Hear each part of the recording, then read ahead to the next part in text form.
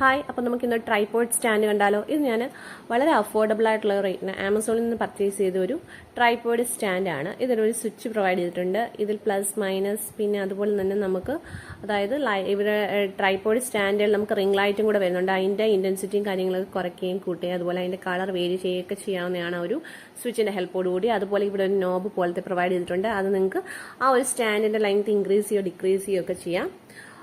Okay, അതുപോലെ തന്നെ നമുക്ക് ഈ ടോപ്പ് പോർഷനിൽ ഒരു നോബ് പ്രൊവൈഡ് ചെയ്തിട്ടുണ്ട്. ഇതും ആ ഒരു സ്റ്റാൻഡിൻ്റെ ആ ഒരു ബെൻഡിങ് മീൻസ് എങ്ങനെ ബെൻഡ് ചെയ്യണം എന്നുള്ളതൊക്കെ നമുക്ക് അഡ്ജസ്റ്റ് ചെയ്യാൻ പറ്റും. അതുപോലെ തന്നെ ഒരു മൊബൈൽ ഹോൾഡറും നിങ്ങൾക്ക് വീഡിയോ പ്ലേ ചെയ്യാനായിട്ട് ഒരു മൊബൈൽ ഹോൾഡറും കൂടി പ്രൊവൈഡ് ചെയ്തിട്ടുണ്ട്. സോ നിങ്ങൾക്ക് ഏത് ആംഗിളിൽ വേണമെങ്കിലും അതിനെ മൂവ് ചെയ്യിപ്പിക്കാവുന്നതാണ് അതിൻ്റെ ഏറ്റവും വലിയ അട്രാക്റ്റീവ് ആയിട്ടുള്ള ഫീച്ചർ.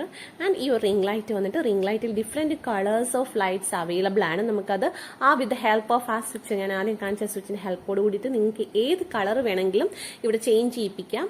ഓക്കെ, അതുപോലെ തന്നെ ആ ഒരു കളർ ലൈറ്റിൻ്റെ ഇൻറ്റൻസിറ്റിയും നിങ്ങൾക്ക് ചേഞ്ച് ചെയ്യിക്കാവുന്നതാണ്. ആ ഒരു പ്ലസ് മൈനസ് വെച്ചിട്ട് നിങ്ങൾക്ക് കൂട്ടുക കുറയ്ക്കുക എന്ത് വേണമെങ്കിലും ചെയ്യാവുന്നതാണ്. സോ ഇത് ആ ഒരു മൊബൈൽ ഹോൾഡർ വിത്ത് ഈ റിംഗ് ലൈറ്റ് ആൻഡ് ഒരു ട്രൈപോഡ് സ്റ്റാൻഡ് ഇത്രയും കൂടിയാണ് വരുന്നത്.